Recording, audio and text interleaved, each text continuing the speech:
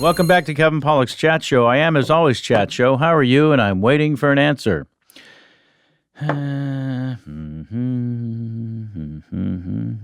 What's that? Oh, it's fantastic. I am in New York City. This is the first coming to you from the Earwolf Studios in New York. Stop on by. We're on the 3rd floor. I'm sure everyone here would love to meet you. Tell them I sent you. There's a little bit of a security thing. Seems kind of lax, I'll be honest with you. You just need your photo ID. And tell them that there's somebody up here waiting for you. And you're kind of all set at that point. And then once you get up to the 3rd floor, ask for Jimmy, and Jimmy will walk you on down to the studios. And, any given day, any time, there's no telling who you might meet. I think I've made myself fairly well appreciated and welcomed here at the Earwolf Mid-Roll Studios. Kind of brand new digs. I know my guest today and I got off the elevator at the same time, and we're instantly lost. That was a good feeling for me personally. So I'm here in the New York on the Maisel program.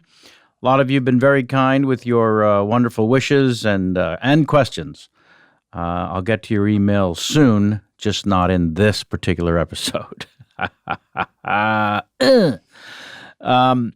We're shooting, we've got a table read tomorrow of episode 9 of 10. Yes, we're almost done with season 2. I'm not allowed to tell you when it airs before the end of the year, but kind of around the same time that season 1 dropped. Not too dissimilar. There's all the clues I can give you. And as I've stated before, whatever your expectations are for season 2, lower them immediately, and you will not be disappointed. I've been rather relieved that season 2 has been kind of stellar and amazing and surprising, and it's a larger world, and we're all just kind of thrilled. We're still in that pinching yourself phase. Can you believe we're on this fucking thing? And so, I always joke, cut to season 5, and nobody's speaking to each other, which is, I'm guessing, where it's all going to lead. All right, so let's get to our guest today. We just met downstairs, which is also a first, where I had a guest and we met downstairs for the first time. We're coming up on 10 years in March that I've been doing this ridiculous thing. Yeah, so there's a booking agent now for me. I've been booking the thing myself since March of 2009. That is the correct response. Yowza. Yeah. And now there's this wonderful gal, Hannah. Do you know Hannah? Did you meet Hannah? Big fan of the hand. Me too. Go way back. Is that true? Oh, yeah. I don't believe that. Oh, yeah, she's a good egg. And how far back do you go? 6-7 years. Let's get into the specifics. That's my guess, Mr. Mark Anthony. Let's welcome him. It's Norman, right? Yes, sir. Mark Norman is a stand-up comedian whose Tonight Show set I watched in preparation for this. Oh, you're the one. I am, of the many. All right. Tell that to my parents. Yeah. They missed it? Yeah, they miss everything. They missed you on the Tonight Show. Well, that's why I'm a comedian, I guess. It's a full circle. Sure. But yeah, they don't know what comedy is. They don't care. They don't. They're lawyers. They're in real estate. They're book readers. I see. They're intellectuals down in the bayou. They're Southern intellectuals. They kick their feet up. They have a glass of port and read some books on Ecuador. Yeah. And this was the house you were raised in? I got a whole, if you really want to buckle up, Kev, it's a whole backstory. I'm just going to pretend you're my therapist. You look the same. But yeah. Yeah, I grew up in a mansion in a poor black neighborhood in New Orleans, and it was dilapidated, so we got it real cheap. My dad had a midlife crisis, so he bought this thing. Midlife crisis? Where was he when he had the midlife crisis? We were in this really small house outside the French Quarter. We lived next to the horse and buggy stable, actually. That's correct. Yeah. And so then he bought this house because he always wanted to be a big player. He wanted to be a rich guy.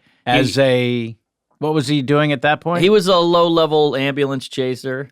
I'll say. Guess. Yeah. And so then he bought this big house, but it had no running water, no electricity. We had like extension cords all through the house and those mechanic lights hanging up, in your bedroom. Please tell me you've written the script of this. I wrote a script and almost sold it, but it was too dark.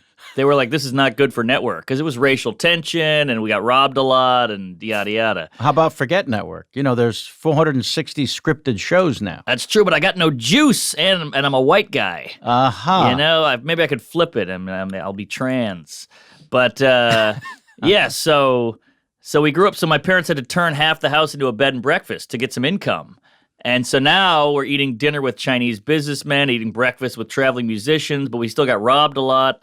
And still got robbed a lot. Yeah, we got robbed. Let's not walk too quickly past that. Well, people thought, we're the white family in the mansion. They must be loaded, and we weren't. Would they rob you when no one was home, or would they come in when you were having breakfast with Chinese businessmen? A little of both. I walked in on a few robberies. No, you didn't. I did, yeah. What was that? Well, one time I was a young chap. I must have been like 8. And my parents were out at the grocery store or whatever, and I came down, and there was a giant guy walking around in the living room, kind of like inspecting everything. And I said, "Hey, what's going on?" I was so naive. Sure. And he goes, I'm looking for your dad. And I go, "Oh, let me go find him." I go run upstairs going, "Dad, Dad." I look out the back window. He's running through the backyard with a TV under his arm. And the TV that you enjoyed. Yes. Prior to his visit. Exactly, the black and white Zenith. Uh-huh. And you probably wanted a new TV anyways. Probably. Yeah, so did we.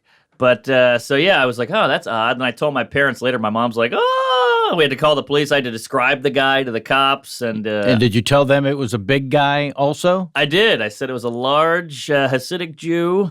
And no, it was a large Afro-Americane. And that was the norm. We'd come home a lot. The VCR is gone. But the worst part was I would be sleeping. We had this crazy elaborate alarm system, obviously, because my parents were like, all right, we need an alarm. And it would just go off at night. So you're like, wow, there's a guy in my house right now stealing shit. I'm upstairs in my tiny race car bed, and there's a guy taking something out of the living room. Was the race car bed red?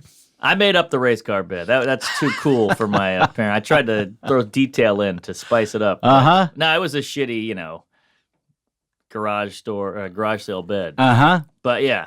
So that was childhood. I got no sleep. I was terrified. I was The on alarm edge. would go off at night for no reason. No, someone was there. Oh, each time it went off. You made it sound like it went off all the time. It did. So somebody was breaking in all the time. All the time. Or, you just get a lock shimmy or something. Maybe they didn't come in, but something was going down. Something was triggered. Ow. Much like the social justice warriors of today. All right. And so that's a calming childhood. Terrifying. I got my bike stolen quite a few times. But here's the clinker. We had a transgender nanny. True story. I guess you'd call him a cross-dresser back then. I don't know if she had all the parts and whatnot, but she was a black woman named Enos, and she was a burlesque dancer at night. So she had a wig on, giant linebacker of a man, wig on, high heels, mopping, and we became fast friends. And she would one time, you ready for this one? I feel like I'm hogging the mic here.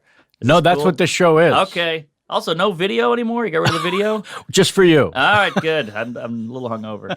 So I learned street smarts because my parents were always working. There was a lot of neglect. And so I came home crying. I was coming home from camp, and the camp was a mile away. And I came home crying, and Enos is like, "What happened?" I was like, my bike got stolen. These kids took it off me. And they're like, he's like, "Get in the van. We're going to go find it." So we had keys to my dad's van. And I'm like, I'm good. They got my bike. It was embarrassing. It was 3 17-year-old guys. I couldn't do a thing. It's gone. And he was like, "Get in the van." So we got in the van. Now we're circling the neighborhood looking for these street toughs, these hooligans. I'm terrified. I'm slouched in shotgun, oh, fuck. Finally, we get to a stoop, and these guys are taking my bike apart, like a little chop shop, because they can't have it looking like mine. And I go, "That's my bike. Oh, my God." And he goes, "Stay in the car." He gets out, full wig, high heels, giant guy, basically in a mini skirt.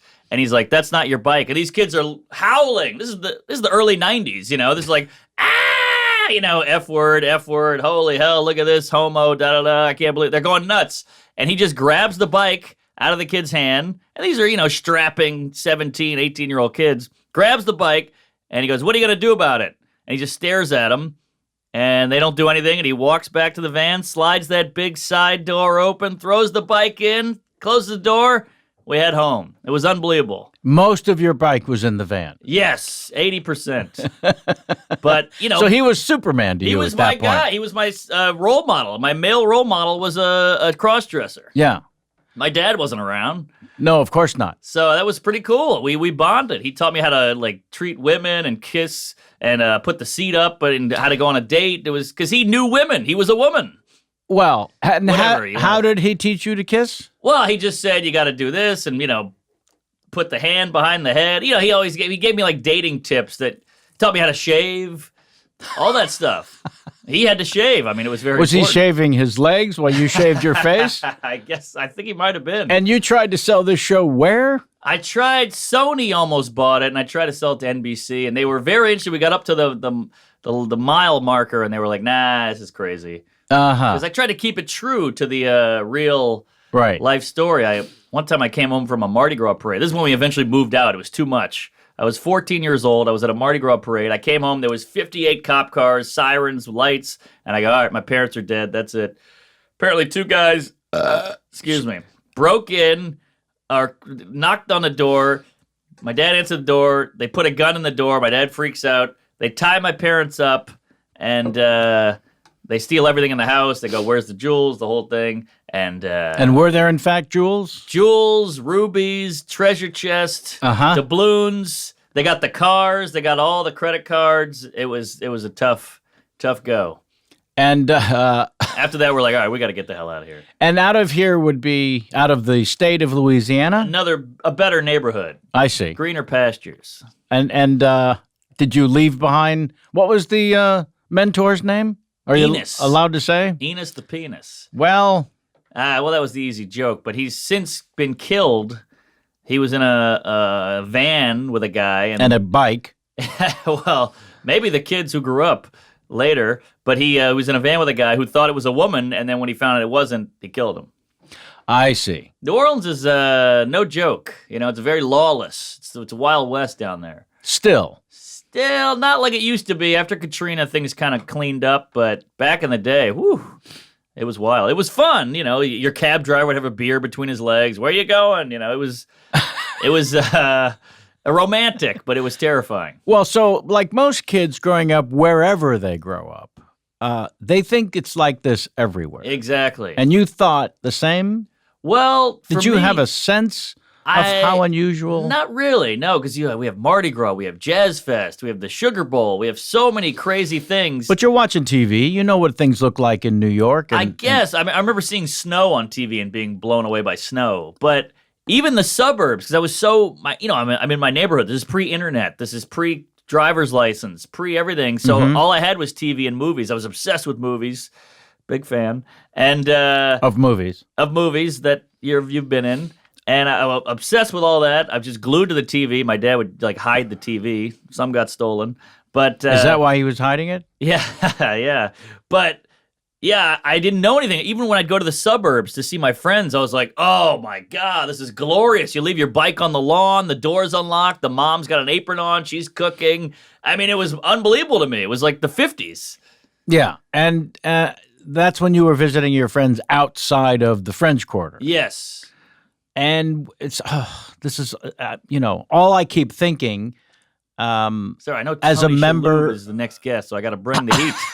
I'm a nobody here.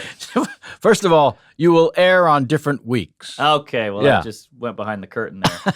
That's all right. Sorry, I'm cut you off. trying to wrap my brain as a member of the Writers Guild since 1987. Well, help me write it. Put Yeah. your name on it. How Let's sell this puppy. This is not a show or a film? Well, we're gonna have to talk after the show about this in more detail Let's do because it. you're letting too many gems go by here. Most people's lives are the opposite of everything you've just described. Right. And so how old are you when you realize that's, I mean, first of all, what are you watching on TV as a kid that can relate in any way, shape, or form to your own life? I'm going to guess nothing. Nothing was, I was a big sitcom guy. I wanted The Outside. I wanted Family Matters and Growing Pains. These are the shows I watched that I was like, oh, look how cool this is. This is wild. These families, they're hugging. They care about each other. Yes. There's a lot less break-ins. Yes. But no Enos. No Enos. We had Enos. But Yeah. I watched everything from Sanford and Son to Dick Van Dyke to Martin. Is this all on Nick at Night? You're too young to know these shows. We had basic cable, and after Arsenio, they would play Sanford and Son, and then after Saturday morning cartoons, I'd watch Donahue. I watched Golden Girls. I watched the news. I watched cartoons. Phil Donahue? Yes. At what age? I mean, I don't know, 7. Why? It was on TV. I didn't have cable. I watched everything. I soaked it all up. So you're watching Donahue at 7 on TV, and at what point is the world of television and entertainment starting to interest you in a secret way? Well, as a child, I had I don't know what you call it, a disorder. I can't compute math. Numbers are I'm all right brain. So you still haven't figured out the name of this disorder? And you've had it since a kid? It's called dyscalculia. Sure. But that sounds made up and fake, and I hate saying it because it sounds so cheesy.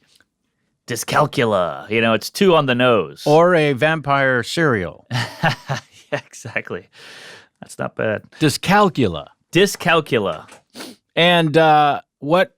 Okay, so I'm asking a different question, and you bring up dyscalculia. Oh, well, so school was a nightmare. Chemistry, science, math, anything in that ballpark, anything mathematical or scientific, I'm out. And you were disassociating as opposed to letting anyone know you had a problem. Yeah, I was just trying to get by. A lot of copying, a lot of cheating on tests. Just trying to get by. I remember I bribed my math teacher in high school. I was all words. I was all dialogue, movies, ideas, stories. I loved, Chaucer and all that stuff as a kid, just because it was anything not numbers. You don't mind if I bring you back to I bribed my math teacher. Wow. How old were you when you attempted this? I think I was 17, but I had to graduate. I had to get a D to graduate. That's how bad I was. And so break it down for me in terms of your evil plan to bribe your math teacher. Well, I knew him pretty well. He was an ex-military guy, Mr. Tanner, terrifying guy. So even though you were doing horribly in Mr. Tanner's class, you became friendly. Yes. Simply because you were funny. Funny and just trying to relate, trying to get off the paper and go a human bond here. And he had problems with his car, and I got him some free mechanic work.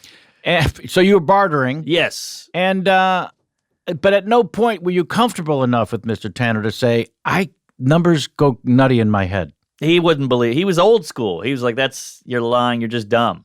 Okay. You're just not trying. Did any part of you think you were dumb? Oh, yeah. Sure. Oh, for sure. Still have remnants of that. I didn't want to say it. I'm glad you did.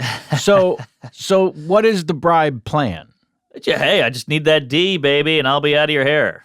That's not much of a bribe. What are you offering him? Well, you know how a bribe works. The mechanic work. Oh, I see. I had friends who worked in an auto shop, and I said, hey, he'd always talk about, my car's on the fritz, and I got the car fixed for him. Right. So I got a D. We can take these off, by the way. Oh, no, I'm okay. I'm good. Okay. I'm going to take mine off. All right, I'll take mine off.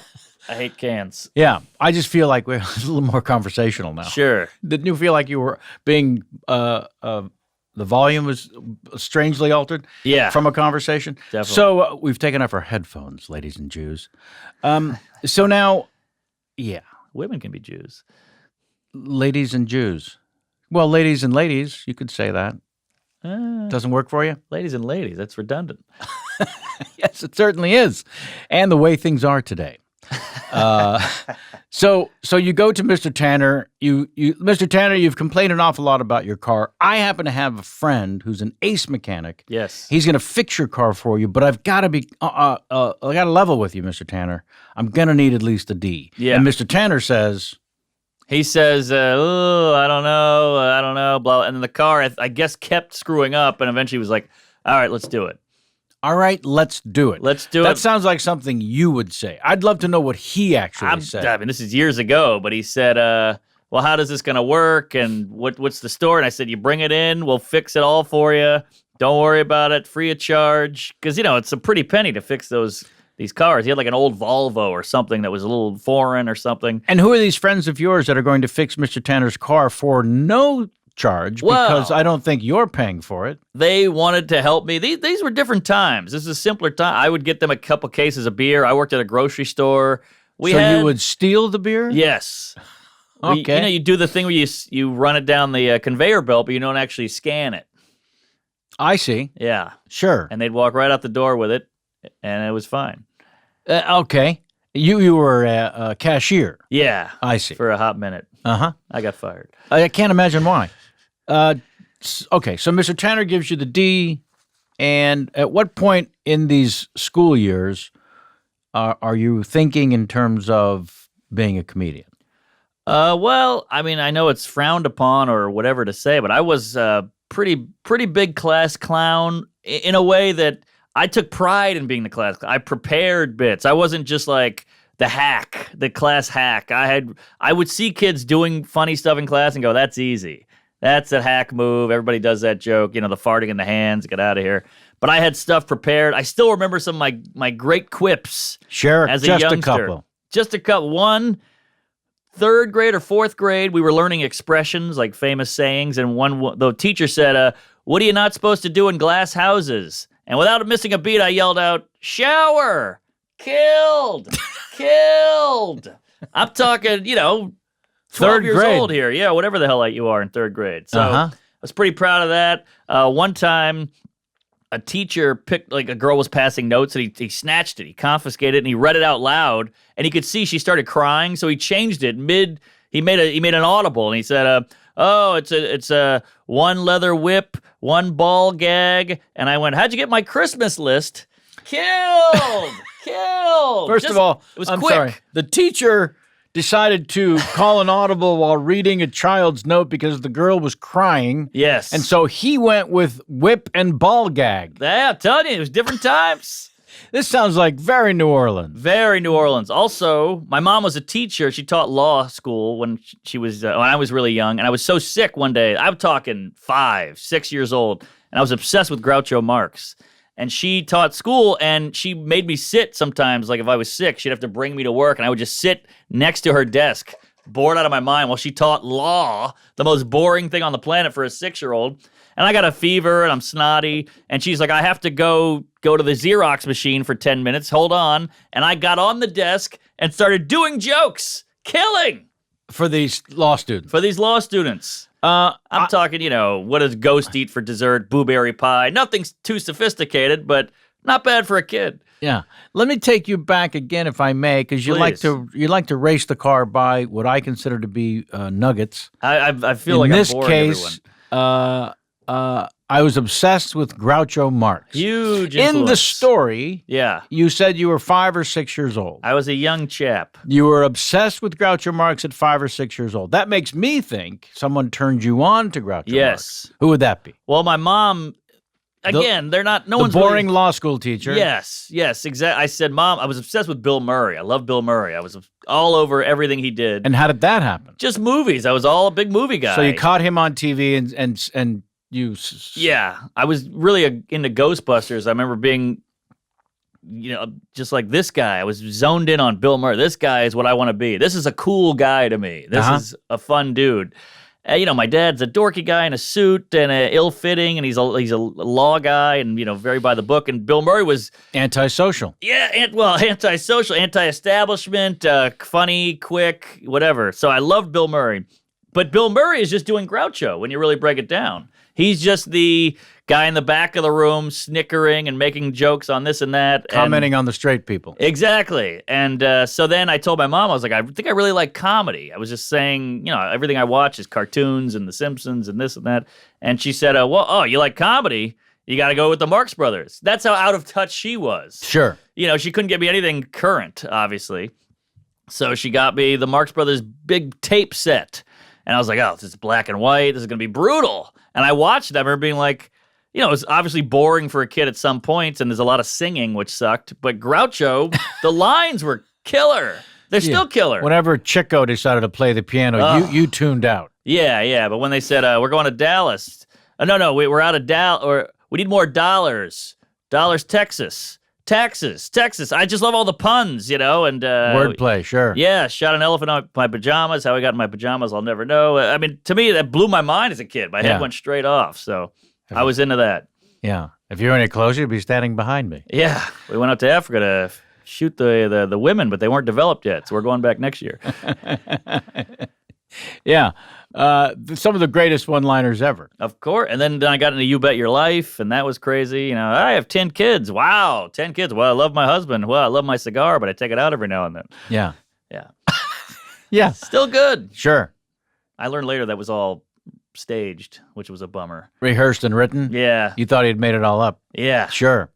But well, that's how good he was. I guess so. And at some point, you decided to try stand-up comedy yourself, and how does that go? Well, I had such low self-esteem that... Because of the math issue? Well, just everything. Parental... I don't know about everything. You're doing great at school with the one-liners. You're jumping up on the desk at law school at 5 or 6. I mean, there's no encouragement. No one's going, keep that up. Enos is a big fan. He's taught you how to kiss. That's it. My only friend is a goddamn, guy in a dress. Don't belittle Enos. All right. May he rest in peace. Yes, you're right. I mean, I love the guy, but... Clearly. I'm obviously a weird child. I'm a little offbeat. So no self-esteem, which is most people, and then... Sure. And then what? So I never thought... I always saw Cosby, Carlin, Woody Allen. These aren't...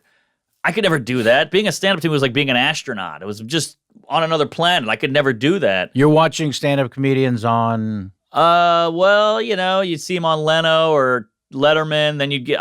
Comedy Central was kind of newish when I was younger. So I just watch Half Hour, Premium Blend, all these old... They would just play because they had no money. Sure. So they would just play on loop.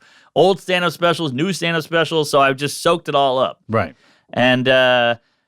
But I never thought I could do that. But I always thought maybe I'll be a guy I'll write commercials, or I'll be like an assistant director. I always played low. Yeah. I shot for the ceiling fan, Something, not the stars. Something doable. Yeah. Something within a no self-esteem bag of tricks and possibilities. Right.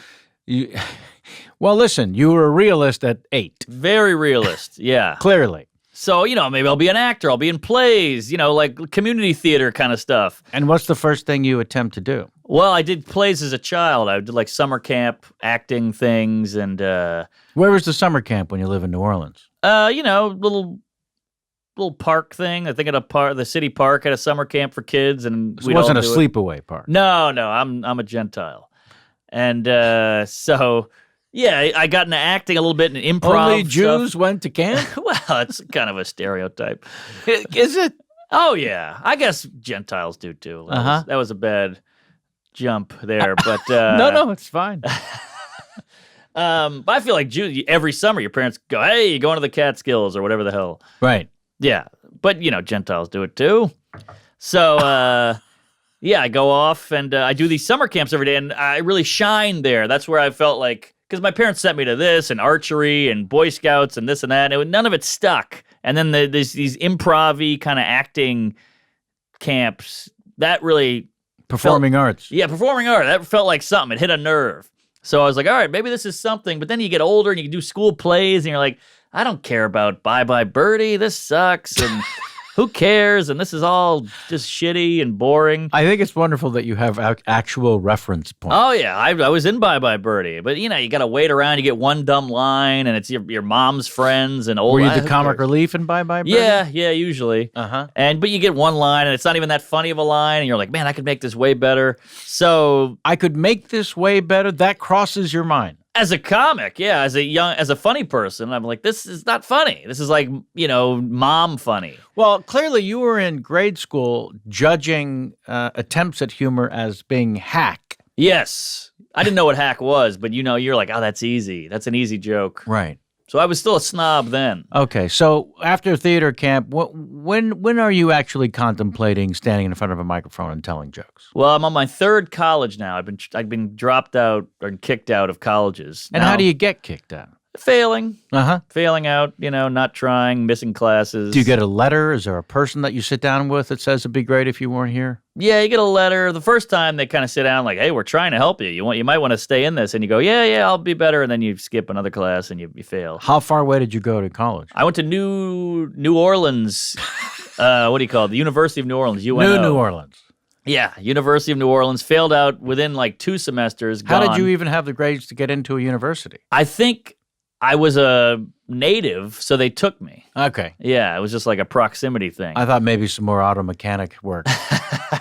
No, went to the board. That well was dry. I see. So then I got into community college in Baton Rouge, which is about an hour away. And that was kind of fun because I was an hour away. I was in a new city, Yeah. And that failed out of that. And then I had to go to Southeastern, which is a college in, it's a real shitty school in Hammond, Louisiana. See, the cities are getting smaller and the towns are getting sadder, so it's easier to graduate. So I went to Hammond, and now I'm a waiter at a Mexican restaurant. I'm a drunk. I'm living in a house with 5 guys. We're all animals. We have a hot tub, and all we care about is partying. We built a bar, and we'd have parties, and it was all the whole thing. We'd try to get laid. So I was rudderless. I had nothing going on. So I went to film school in New York. How old are you? 21, 21? I mean now. Oh, 34. Okay. So I went to film school in New York, and I liked it, but it didn't feel right. I was like, I'm in New York, which was amazing. I got to stop you again. Yeah, sorry. So no. Because you make a leap from we built a bar, we're trying to get laid, to Yeah. I went to film school in New York. Yes. So you must have, during those drunken, delirious days, had a moment of clarity that said, I got to get out of here. I did. Much like Bill Murray in Stripes, I got to get out of here. Exactly. I'm going to be dead soon. Stripes, the first half. Amazing movie. Till they get in the RV? Yeah, come on. That was brutal. Okay. So you leave behind the Aunt Jemima treatment, and you're thinking in terms of, I want to go to film school. Well, I needed an out. I needed something, and New York was just so... Did you see a newspaper ad? It's so specific. Sorry. Well, when I was a kid, my parents and I went to New York as just like a vacation. Sure. And it blew my mind. It was amazing. Like, this is it. This is the place to live. Again, I was like, I could never live there. But with the cushion of film school, they help you out a little bit. You have somewhere to go. I said, fuck it, let's try it. My parents were at wit's end, just like, you're a piece of garbage. I mean, in and out of the drunk tank. I got arrested a lot. We were stealing kegs, because if you steal 3 keg shells and give them to the store, they'll give you a full keg. So we would just drive around and steal kegs. Now, I don't think the store is set up if you steal 3 keg. If you deliver them 3 kegs. I see. Empty shells. So that we get into fist fights. We're jumping in backyards, stealing keg shells. I mean, life was bleak. And so I needed to get out, and I applied to New York Film Academy, which is a bit of a racket. I don't know if it's still open. Fuck that place. But I went there, and I was like amongst other artsy folk, and nobody was putting me in a headlock anymore, and it was fun. Where'd you get the dough? I saved it. It wasn't too expensive. Plus, I lived in a halfway house with I was meeting a bunch of Indian guys. I mean, it's pretty ambitious, if I may, when you're in that drunken brawl and in and out of drunk tanks and whatnot, to not only apply to this school, but it's a giant life shift. It was a huge life shift. Yeah, and you did it all on your own. Well, my parents helped. Right, but they only helped because you actually had a path in mind. Sure. And you had to follow through with all of this. Yes. This is a giant life shift. Big shift. Whether you want to accept it or not. But I needed it. Yeah. It had to happen. But it sounds to me that you made that decision on your own, that you may have gotten their support immediately because they were certainly a fan of you doing anything other than what you were doing. Yes. But you still had to make the decision, which could have just been another hungover day saying, I got to stop doing this. But then the follow through it's extraordinary. Oh, well, if thanks. I may. You know it is. You come to New York, it's a very fucking scary town. Oh, yeah. You don't know anybody. But I was so young, I was naive. I didn't realize how crazy it was. Yeah. Your parents help you find the halfway house to live in? No. Did that on your own? Did all that, yeah. So phone book, the whole thing. Yeah. So you end up in this film school. You instantly know it's a scam. Yeah. I mean, they'd have a class where they taught you how to use a camera, and there was one camera for 30 kids. We're all leaning over each other, Mm-hmm. It was a racket, but I enjoyed it because I just wanted to be Woody Allen back then. And, I just wanted to be a director kind of guy. But then you realize, you got to deal with actors. You got to write this thing. You got to get a gaffer in there. You got to get a grip and all that. And I was like, this is too much. Yeah. So I started doing sets at night. You went to a comedy club. I went to open mics. Mm-hmm. And of course, bombing. But I remember you go to film school all day, then you go to open mic at night. And I was like, this is it. And I would write all day. I should have been writing scripts and short stories, but I was writing jokes. And that was it. I was like, this is it. And it was under my nose the whole time. Groucho, standing on my mom's desk in law school, class clown. It was under my nose the whole time, and I never knew it. Yeah. Because it was too far off. I could never be that. I could never be David Brenner. Nice pull. Yeah. So you're writing during the day. You're doing sets at night. You're starting to meet other comedians. Yes. Some of them you mentioned as we sat down have scrawled their names on this desk, which is the long-standing Airwolf tradition. Yes. All the guests write their name on the desk there. You're starting out with a lot of these people. Name a few of them. Well, just off the desk or in general? In general. Oh, I started with a guy named Mike Lawrence, who is now writing on Crashing and a hilarious comic. I started out with Sean Patton. He's a super funny comic. Sam Morrill, who's killing it. He's got an hour special coming out this year. So all these guys, a lot of guys, fade off and you never see them again. They just kind of wear away. You're out with them every night and they just kind of sift off into the ether and they're gone. They start having kids and they get a real job and get insurance. I don't have health insurance still. So it takes a weird, resilient, scruffy dog to keep going through this swamp of we call comedy. And what keeps you in the game, do you think? I love it. I like I'm built for it mentally because I have zero self-esteem. I can't do anything else. And I'm not tough, but I'm a mangy sewer rat who can just, I live in the filth. I feel like I'm comfortable here. Yeah. So, and when you're on stage and feel that sense of control and power. Yeah. And I got to tell you, I came from this intellectual family. My brother's like a certified genius. He skipped his senior year of high school to go straight to college. He joined the Peace Corps. Now he works at this computer thing, and he's brilliant, and 2 kids and a wife and all that. And I tell dick jokes in a basement to drunks. Uh-huh. So like I have to keep up in a weird way, and I just want them to listen to me. So the idea of a group of strangers paying to hear your kooky thoughts and laughing in agreement and enjoying it, that I need it. Right. It's beyond fun. I just love it and I need it, and it's a special thing. Comedy's so much harder. Everybody loves Hamilton. Hamilton's cool, but comedy's harder. I'm sorry, Aaron Burr. Stand-up is much harder. Are you, in fact, apologizing to Aaron Burr? Well, I feel like he had so little to do with the musical Hamilton. The guy, what's his name? And it's not that it's not impressive, but he had months to write that. He could sit down. He could work it out. He has other brilliant people. We don't need to tear him down in order to specify in something I agree with 100%, which is no one has any idea how hard and what little sort of respect the art form of stand-up comedy gets. But again, it's good that it's hard because it weeds out the the people you were talking about earlier who drifted away. Yeah, the wannabes and the people who don't need stand-up shouldn't be doing stand-up. Right. You should need it to do it. I directed a documentary you should probably watch. Oh yeah? Yeah. Wait, what's it it's called? on Amazon. I might have seen it. It's called Misery Loves Comedy. And it's Talking Heads documentary where I talk to almost 60 annoyingly famous funny people with the premise you have to be miserable to be funny. Is it black and white? Nope. I think I saw this on a plane. The plane monitor wasn't working well, so it seemed black and white. Maybe. Yeah.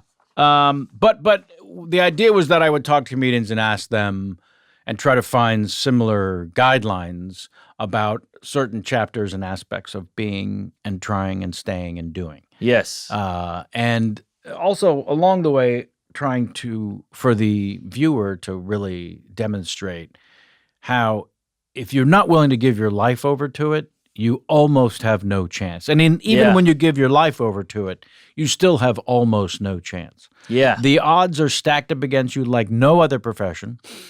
You know, acting, you'll go on auditions and you get rejection. But you don't get rejection to your face. Right. When you're in the room auditioning, when you finish, no matter how great or horrible you were, the response is the same. Yes. Thank you very much. And then you leave. Yeah. Whereas on stage, in front of strangers, in the dark, there's silence. Where Yes. you thought, we're convinced this will kill. Exactly. And the audition, that's not even your material. That's right. This is my shit that I wrote that I bled, sweat, and pined over for hours in my bedroom. I'm killing in my bedroom, by the way. And then you go out there. And I'm not saying, I hate these comics who go up and they're bombing and they're like, fuck you guys, you don't get it. And like, no, you still have to kill. You still have to entertain. I hate these comics who just want to get blown immediately, you know? I like that it's real. That, like Colin Quinn said, it's the closest thing to justice, you know, because even if you're Jack Nicholson, he says, you still got to go up and be funny. Right. And I like that part of it. I like the realness of it, but it is fucking hard. Yeah. And when do you feel like you've got enough material in the right order and the right presentation to audition for The Tonight Show? Well, I've been about 12 years in. So I did The Tonight Show before, I did about a year ago. So I felt ready. It's just a matter of them coming to you. And Well, you'd been around, at this point, your home court is what? Comedy Cellar. Okay. And so you'd been around enough times at the Comedy Cellar to see other people be tapped Yes. for various late night shows. Yeah. You know who the bookers are. You know what these gatekeepers are looking for.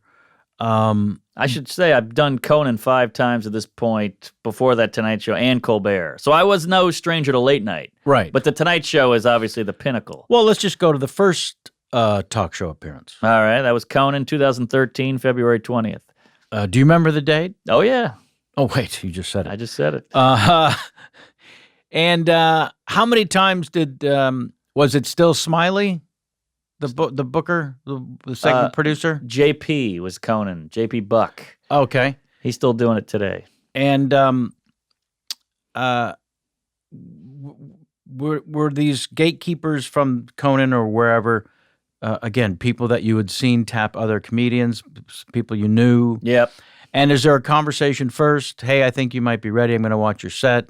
No, nothing. I was just so desperate. I was clawing at nothing. I had nothing going on in my career, just open mic and bar shows here and there, maybe a club spot if I got lucky.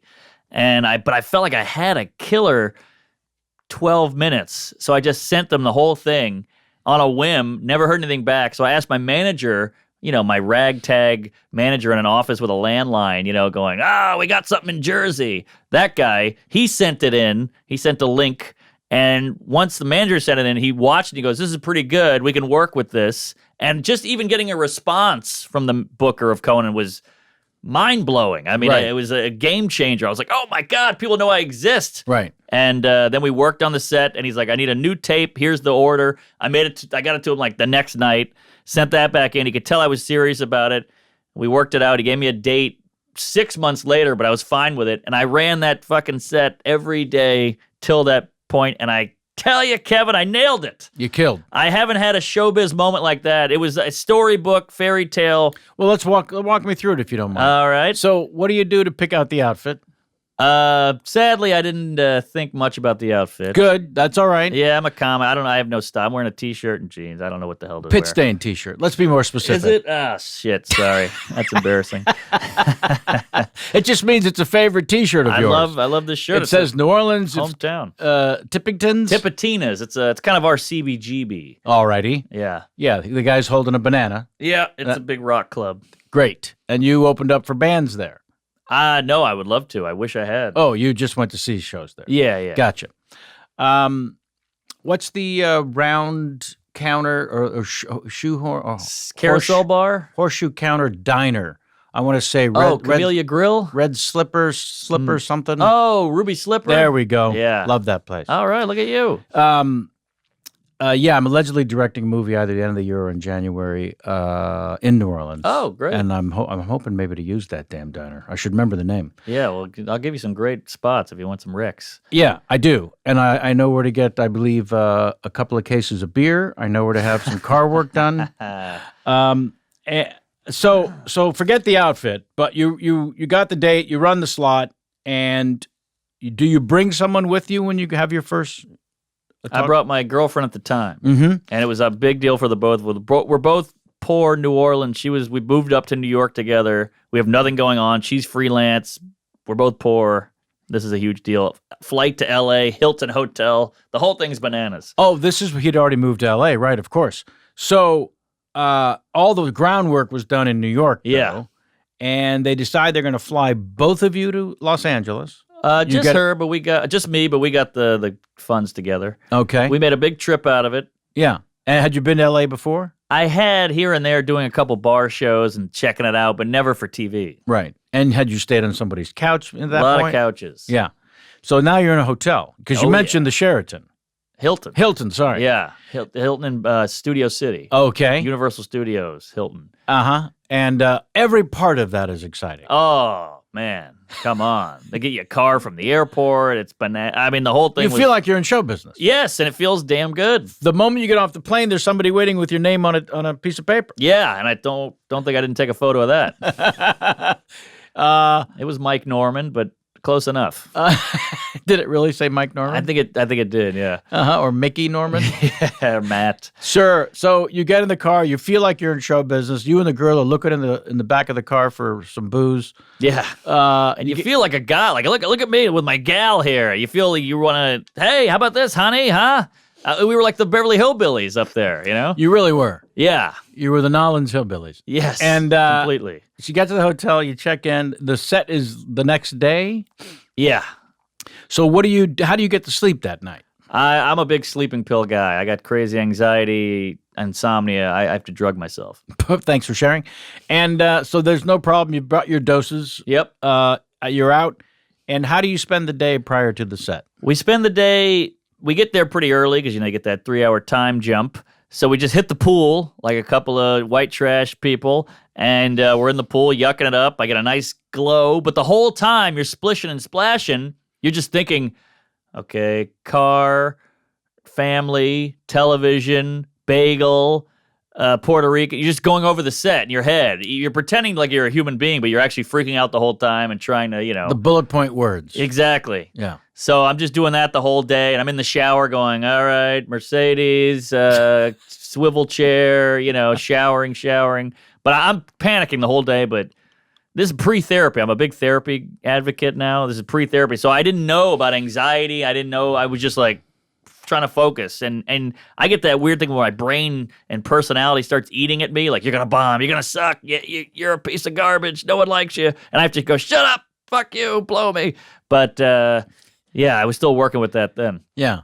But I'll tell you, that's set. It's mad. Give it a watch later. No pressure. But it really came together, and I was not too nervous. February 20th, 2013? You got it. It's interesting for a guy who's not that good with numbers, that certain numbers did stick in there. Yes. It's also interesting to me that you tell your subconscious thoughts to blow you. Yeah, I like that. It's me. Yeah. I'm blowing myself. Well, you're certainly suggesting it. Yeah, sure. I guess, am I gay? It's a guy on guy. Well, I think it's more masturbatory than it is the desire to be with another man. Yes. Other than Enos. Okay, so you drive yourself a little nutty. Yeah. The time comes. You go to the car, picks you up from the Hilton. Yep. Takes you to Warner Brothers, the lot where Conan's been doing his show since he moved to L.A. Mm-hmm. There's the drive-through, the gate. Oh, the whole thing is riveting. Yeah. You go to the sound stage. There's somebody waiting for you. They walk you into a dressing room. Oh, yeah. And does Conan stop by beforehand? He did not, and I thought he would, and that stung a little, but hey, I got no complaints. Also, sorry. I think the tradition with him, as it was handed down from Carson through Letterman, was there's no chit-chat before the show. Okay. Yeah. That's fair. I've heard other people You did had 5 times on Conan. I've done 6 now, but that was the first. Okay. And has he dropped in the dressing room since? No. Are you starting to see the pattern? I guess so, but I've seen him shake other hands with the bigger names, but I guess that's a celebrity. Maybe they know each other.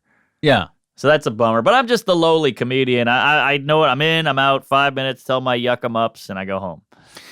Yeah, but you're also a dream for a guy like Conan who hosts the show daily and wants every comedian to kill. Yeah. Look, someone has worked very hard for the show to find the right talent, and all I'm counting on is for that talent to show up and kill. Yeah. So you go out, and the Mercedes and the swivel chair, one by one, each one of these bits kills. Yes. I'm talking a couple applause breaks. It was magic. Could not have gone better. Could not have gone better. At any point during it, do you look back towards Conan? No, I was too scared to even move or swivel or look around or anything. Sure. And you're about 5'10"? Yeah, 5'10", 5'11". Okay. Good He's call. 6'5". Yep. So when he comes over to shake your hand, which I'm assuming he does because you killed so much. Monstrous man. Mountain of a man. It's startling. Yes. How tall he actually is. Uh-huh. I found it because I'm considerably shorter than you. It's I remember because I did the show many times, and I had sort of orchestrated things so that I would only go to the panel, and I waited my first Tonight Show to do the panel until they had a movie or a TV show. It's a long story, but so I'd only done panels. So to the point where Conan was so large, Yeah. I would say to him backstage, when I come out, is there any way for you not to stand up? I know it seems disingenuous. No, I get it. But could you please just stay seated? Yeah. And it'll be our joke. He said, no, I have to stand up to greet you. I can't stay at the desk. It's the rudest thing in the world. And I could not have felt smaller. So he comes over to shake your hand, and they go to commercial, and it's just over. People need to know that. Yes. The niceties, the glory, in standing on that stage, the little star where one of your shoes is covering. Yep. Lights go down. They're away to commercial break. The band is playing, and then the band stops, and they really need you to get the fuck off the stage. Oh, yeah. Totally. It's the shuffle off to Buffalo, and away you go. Yeah. So you go backstage, and there's the girlfriend. She's screaming. She's kissing all over you. I'm glowing. She I'm can't floating. believe how well it went. Yeah. PJ or JP is glad handing the fuck out of you. Yep. He's so happy. He took a shot on me and it worked. So he's happy. Yes. I'm a nobody. He's never heard of me before. And we're then gonna have clicked. you back right away. He says. I've been back every year since. Yeah. But I got to tell you a couple things. Please. One, I remember thinking, because I did crowd work. That's how confident I was in the middle of my set. I was killing so hard. I said something like, Puerto Ricans, and this group went, woo! And I went, all right, too many. Killed. It was just, I was in the zone, Kev. I'm talking to nobody. It's just zinging and zanging. And I remember my butt was spasming because I was so keyed up. My butt muscles were just convulsing. And I just had to be like, take it easy. You're doing great. Don't screw it up. And at one point, I actually go, I can't believe how well I'm doing, or something like that. You said that on live television and during your first Conan appearance. I said that in my head, but I remember being like, I was getting an applause. I remember the crowd, the people listening can't see this, but I remember being like, I gave like a shrug, like, wow, this is crazy. And then Conan comes over after I had a good set, and he shakes my hand, and I was so cocky and confident. I take his tie, and I dab my forehead with it. No, you didn't. I swear to God, watch it. It's all there. I'll send you a photo of it. Somebody took a photo of the TV, and he died laughing, and I was like, I was just being. People were like, why would you do that? I was like, I was just trying to be more funny. You felt like Groucho Marx. It was a Groucho moment completely. Yes. All came around, and I got off stage, and I couldn't even feel the floor. I was floating, and I've done Conan since then, and never felt the same. It was never that magic again, but I'll always have that. And then when it aired, and the love, the text messages, the phone calls, the social media, I mean, it was everything you'd worked on. Yes. Coming together. And that people say, why do you do so many late nights? I've done 9 now. And they say, why do you do so many? I go, because of that. It's a little appreciation for all the work. Yeah. And it's a beautiful piece, 5 minutes that you put together, opener, closer, callback. It's a special thing. It's kind of a dying art, I think. putting together a talk show set. Yes, I remember watching Seinfeld's. I've gone through YouTube, watch them all throughout the 80s and the 90s, him just becoming a better comic, and Brian Regan, and all these people just doing killer late night sets. And, you know, we talk about doing they got to do a special every year, got to do an hour every year. Nah, just do 5 minutes. It's fun. It's a nice little piece for people to see. An hour should be special. Do that every 10 years. But this is a Tonight Show. It's quick. Yeah. So, yeah, I have a weird thing with late night sets. And your last one on the Tonight Show was? June 18th. Right. Yeah. That was the one that I saw. Uh-huh. And Jimmy Fallon came over afterwards and did a bowing motion. Yeah. He didn't just shake your hand. He did a bowing motion. Yeah, he was really into this one. I did it once before, and it went pretty well. But this one, I feel like I really nailed it. And he was way nicer. He came in the green room and was yucking it up. He told me stories, and we hung out for like a half hour. Yeah. It's pretty cool. That's pretty great. Pretty great. Yeah. He's a good egg. He's a nice guy. And so you've got new representations between the fly-by-night guy who looked at that first shot. Yeah. And you've got a sense of where your next step is, where do you go from here? I'm trying to sell a show. I mean, it's crazy. I've done this Tonight Show, and it really hit. People really liked it, but that's it. No, that doesn't make a dent or anything. Right. That's what's tough. No, it's certainly not like when I started out. Right. When an appearance overnight, something happened. Yeah. And for me, the best compliment I would get by far with being on Tonight Show with Carson. Yeah. Wow. Was Johnny really likes you. No one commented on a set. No one commented on a bit. And again, it was all panel, but my heroes were Albert Brooks and Steve Martin and Don Rickles, these guys who did their act from the couch. Yeah. In the guise of a conversation. So even though I was doing bits and impressions and all my bag of tricks, the best compliment was always, Johnny really likes you. That's all encompassing. That means he liked the set, he liked the jokes, he liked you, he liked the persona. Yeah. He's comfortable, yeah. So are you getting your couch material ready? Because that's the next thing. I've got it. I would love to do panel. I feel like the panel really, it connects more. It's conversational. It's natural. Yeah. I would love to do panel, but I got to promote something, I guess. That's right. I don't have anything to promote. It'll happen. All right. I appreciate that. Yeah. That's what's up with this business, because you just got to keep moving forward, because everything you just always feel like, I'm not where I should be. I haven't made it yet. Who am I? I'm nobody. So. Well, here's good news for you. That never ends. But you're on Mrs. Maisel. You've been in no matter what you accomplish, Oscar. No matter no matter where you go in your future, that feeling is that right? Never ends. You don't think Tom Cruise is going, all right? I know for a fact he isn't. Come on. Nope. He's a gigantic By the movie way, star. have you seen his latest film? So the big thing is that he did all his own practical stunts. Oh, He's the Mission 56 years old. Yeah, he looks amazing. And it's important to him to do his own stunts. That's a good point.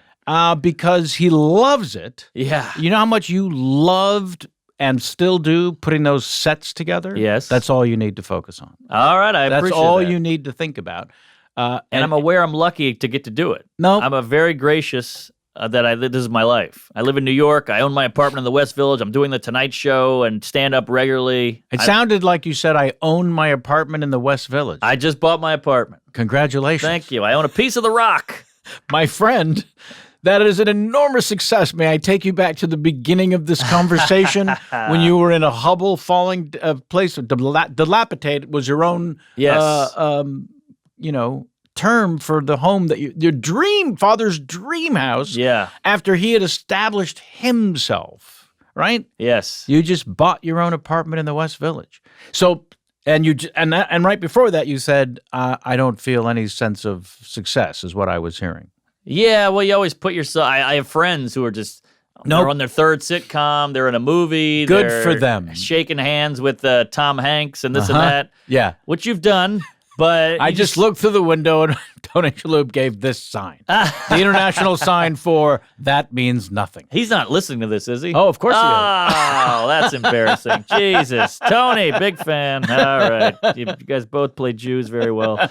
And only one of us is. Yeah. All right. Well, listen, I'm afraid that our time has come to an end. Yes. But I feel like I'm already a huge fan. Oh, thanks. Yeah. It's mutual. And thank you so much for doing the show. Thanks for having me. Congratulations on killing on late night talk shows. And I threatened early in the conversation that your real life story is too rich and incredible to have not been set up somewhere. We'll get it done. So Louis C.K. was interested, but, look what happened there. well, he'll come back as well. Yes. Oh yeah, there's no stopping talent. Oh, yeah. That's he's the thing to remember. genius. Yeah, I used to open for him. yeah, he's still genius. I mean, Oh, I yeah. could do an hour on how important he is to what we do I agree. and to the future of what we do. Yep. And I can't wait for, I'm guessing, little less than a year. I've not spoken to him about this. This is all predictive.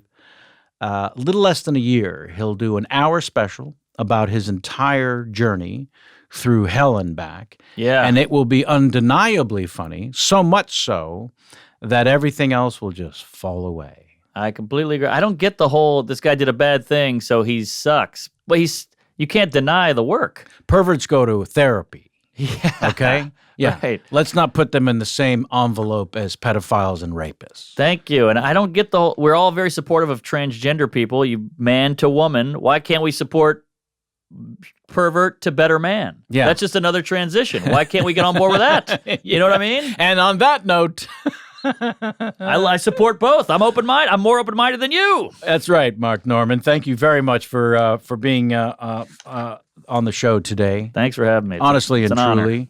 And we all look greatly forward to the next part of the journey for you. Thanks. Sit there uncomfortably while I wrap things up for the folks at home, won't you? I'm going to sign the table. Yeah. Sign the table. Folks, that's Mark Norman. You can check him out at, I'm sure there's a website. MarkNormanComedy.com. There I it got is. dates every weekend. I'm on the road. Yeah. Check him out. Go see him live. Go to the YouTube and watch the various, or Conan's website to watch the various appearances there. The Tonight Show he killed just a month or so ago. There's no stopping Mr. Mark Norman, and it was a thrill to have him on the show, having just met 90 minutes ago. Yes, here. I want to thank Casey, our engineer to the stars, and all the fine folks here at the New York offices of Earwolf. Until next time, and as always, get out of my face.